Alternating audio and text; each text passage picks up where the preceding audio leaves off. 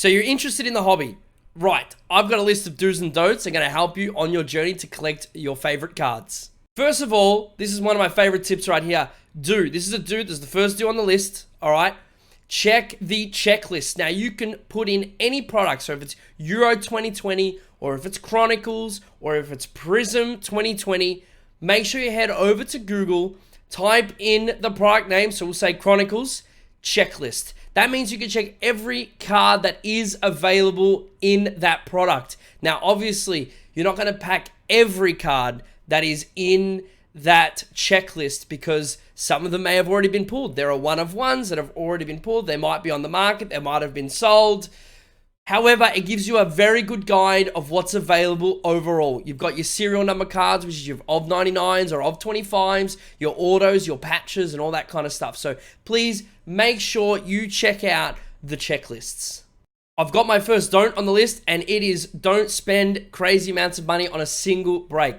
Just like you wouldn't spend all your money on ultimate packs in FIFA. It's just silly. Breaks are an incredibly affordable way to get into the card collecting game. However, don't spend all your money at once, because if you do and you go overboard, you may feel with regret or disappointment. It's supposed to be fun. It is card collecting.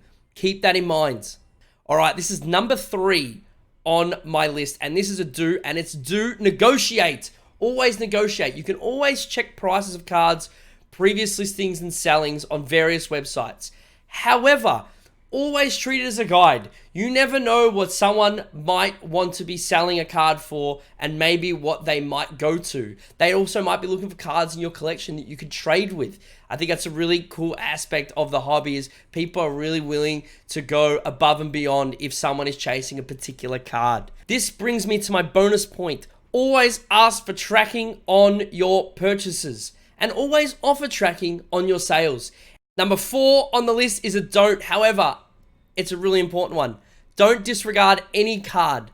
Although a card may not be of value to you, for others, it may be a really important part of a collection that they're growing, or that might be their favorite player or their favorite team. So keep that in mind. Just because you might not pull the best card in the box or have the biggest hit, it's still a valuable card to someone and should be celebrated.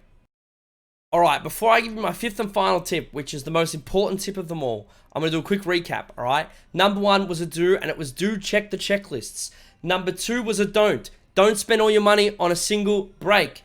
Number 3 was a do, negotiations. Number 4 is don't disregard any card. And number 5 is about having fun. This hobby is all about having fun. Collecting your favorite cards, collecting sets, collecting nations, collecting teams or players. Whatever you prefer, it's all about having fun.